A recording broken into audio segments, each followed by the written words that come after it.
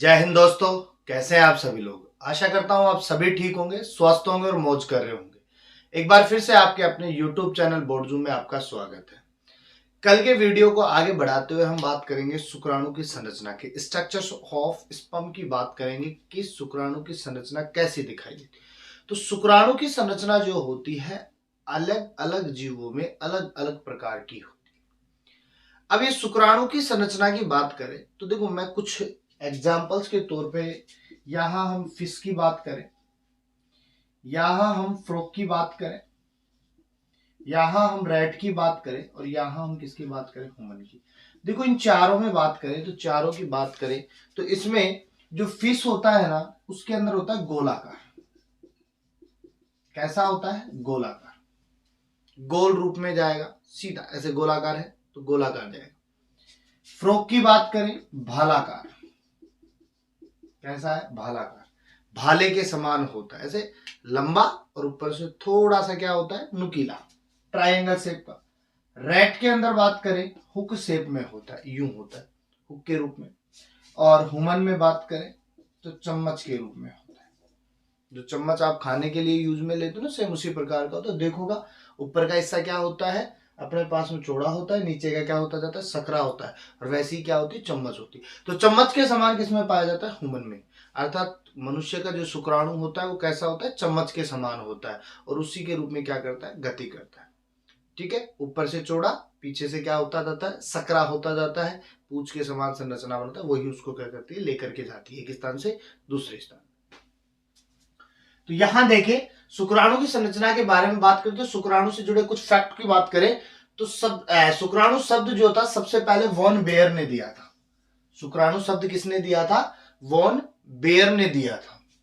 देखा किसने था सबसे पहले? ल्यूवेनहॉक ने। किसने देखा? ल्यूवेनहॉक ने।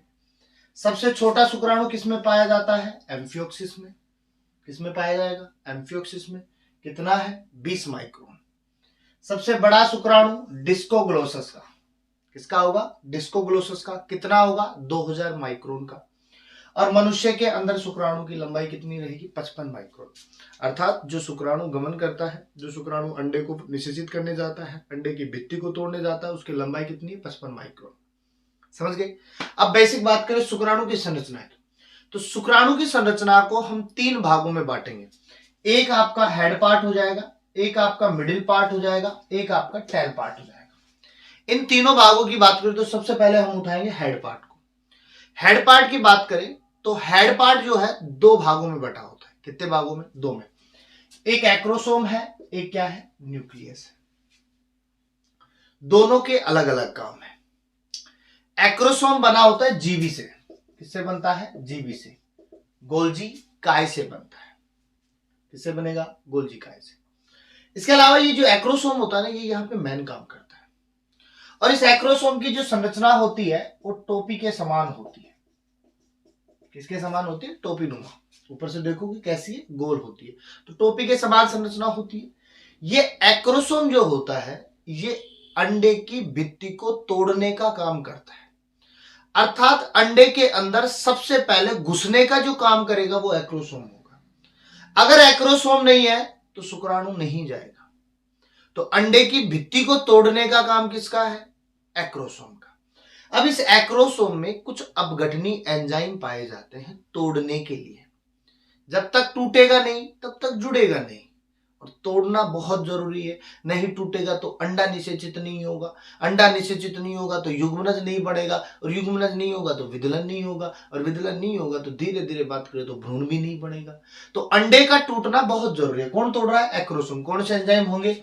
हाइड्रोलेजेज होगा, एक्रोसिन होगा, एक्रोसोमिन होगा, एसिड फोस्फेटेज होगा। ये कुछ मैन एक्रोसोम के अपघटनी एंजाइम होते हैं जो अक्सर एग्जाम में पूछे जाते हैं कि अंडे को तोड़ने के लिए कौन से एंजाइम की आवश्यकता होगी। तो आप हाइड्रोलेजेज लिख सकते हो, इसके अलावा एक्रोसिन लिख सकते हो, एक्रोसोमिन लिख सकते हो, एसिड फोस्फेटेज लिख सकते हो। ये अंडे को तोड़ने का काम करेंगे। इसके अलावा ऊपर की ओर देखोगे प्लाज्मा मेम्ब्रेन बनी हुई है। क्या बनी हुई है? Plasma membrane. ठीक है, प्लाज्मा झिल्ली होती है। और ये प्लाज्मा झिल्ली जो होती है ना, एंटी फर्टिलाइजिंग या एंटी फर्टिलाइजिंग प्रोटीन से मिलकर बनी होती है। अर्थात ये कह सकते हैं कि ये जो प्लाज्मा झिल्ली है ना, ये अपनी जाति के अंडे को पहचानने का काम करती है कि ये अपना आदमी, क्योंकि निषेचन दो प्रकार के होते हैं, बाहरी और आंतरिक। आंतरिक में जा रहा है तो सेम होता है, बाहर बहुत सारे अंडे होते हैं, अलग अलग जीवों के होते हैं, शुक्राणु भी अलग अलग होते हैं, किसी को तो आगे थोड़ी खुलेगी, एक चाबी ले जाओ किसी दूसरे ताले को खोल के दिखाओ, नहीं खुलेगी। उसी प्रकार एक जाति का शुक्राणु अपनी ही जाति के अंडाणु को क्या करता है, निषेचित करने का काम करता है। इसलिए ये भी अपने पास में प्लाज्मा मेम्ब्रेन जो होती है वो पहचानने का काम करती है। बात करें केंद्रक की, तो देखो केंद्रक जो है इसके अंदर केवल जेनेटिक मटेरियल रहेगा। क्या रहेगा? जेनेटिक मटेरियल, आनुवांशिक सूचनाओं को लेकर जाता है। या ये कह सकते हैं कि ये जो न्यूक्लियस है इसमें गुणसूत्र भरे हुए हैं, और ये गुणसूत्र अगुणित है, क्योंकि आधे तो कौन देगा? महिला देगी, आधे कौन देगा? पुरुष देगा, तब जाकर के द्विगुणित होगा। तो अगुणित इस फेज में कौन लेके जाएगा? न्यूक्लियस। और ये जो शुक्राणु होता है ना, बहुत हल्का होता है, इसमें कुछ नहीं होता, भोजन वगैरह कुछ नहीं लेके जाता है, ये डायरेक्ट केवल जेनेटिक्स मटेरियल लेके जाता है और लंबी दूरी तय करता है। अब बात यहां आती है, ये जो शुक्राणु है और ये जो वीर्य होता है, दोनों एक है या अलग है? दोनों अलग अलग है। वीर्य शुक्राणु को ले जाने का एक माध्यम होता है, ठीक है, या बाहर स्खलन करने के लिए क्या चाहिए? वीर्य। दूसरी बात करें, ये जो शुक्राणु है ये डेली प्रोड्यूस होते हैं, सेकंडों में प्रोड्यूस होते हैं। तो जितना फ्रेश स्पर्म चाहिए उतना ज्यादा स्खलन करना आवश्यक है। अगर स्खलन नहीं करोगे, वीर्य को बाहर नहीं निकालोगे, तो सीधी सी बात है, स्पर्म क्या रहेगा? स्टोर रहेगा। वीर्य क्या रहेगा? स्टोर रहेगा। और उसको अगर हमें स्वच्छ चाहिए, ताजा चाहिए, फ्रेश चाहिए, तो उसके लिए वीर्य को बाहर बार बार क्या करना पड़ेगा? स्खलित करना पड़ेगा। इसलिए वीर्य को बार बार स्खलित करते रहा करो, कोई दिक्कत नहीं है, कोई दिक्कत नहीं हुई।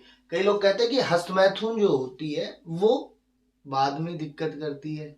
अगर हस्तमैथुन करेंगे, वीर्य को बाहर निकालते जाएंगे, तो बाद में वीर्य नहीं बनेगा। अपने कल बात की थी, वीर्य जीवन भर बनेगा, कोई रोक टोक नहीं है, ये फुल लाइसेंस लेके आया है, वीर्य जीवन भर बनता रहेगा। तो आप कितना भी निकालो कोई दिक्कत नहीं है, फुल लाइसेंस के साथ में हो आप लोग, आराम से निकालो, कोई दिक्कत नहीं है।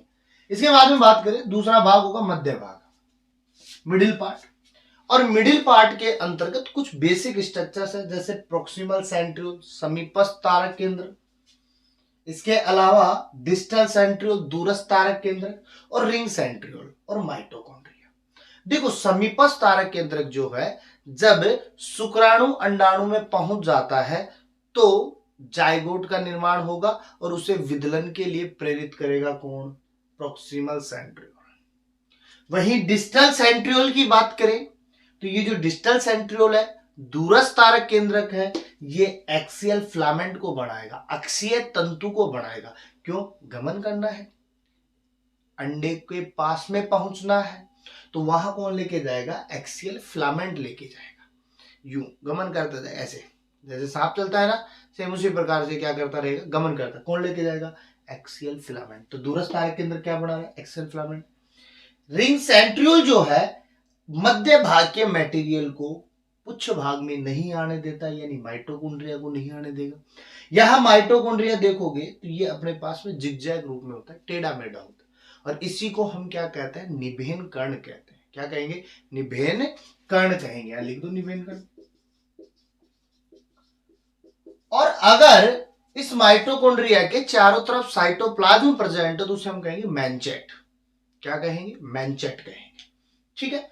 अब बात करें कि ये माइटोकॉन्ड्रिया यहां क्यों बैठा है, तो इसको ऊर्जा चाहिए, क्योंकि पुच्छ तभी तो गमन करेगा, या शुक्राणु तभी तो गमन करेगा जब एनर्जी मिलेगी। तो एनर्जी देने का काम कौन कर रहा है? माइटोकॉन्ड्रिया।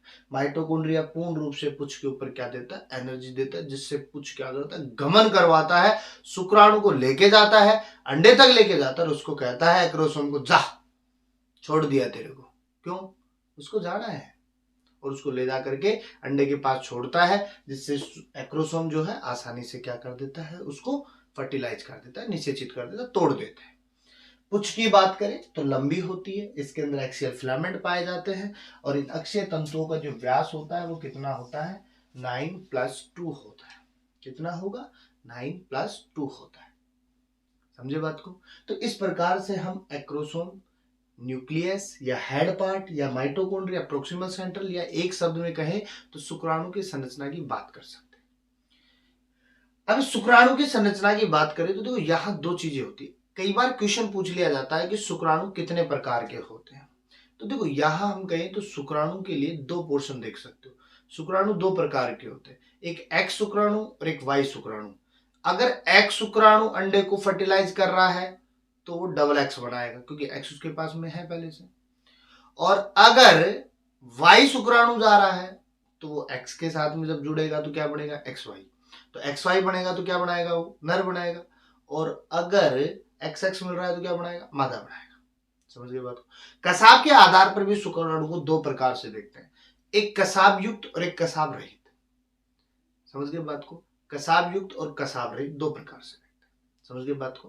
तो इस प्रकार से हम शुक्राणु की संरचना की क्या कर सकते हैं, बात कर सकते हैं। इसका एक छोटा सा स्क्रीनशॉट लीजिए, अगले टॉपिक में अपन अंड जनन की बात करेंगे।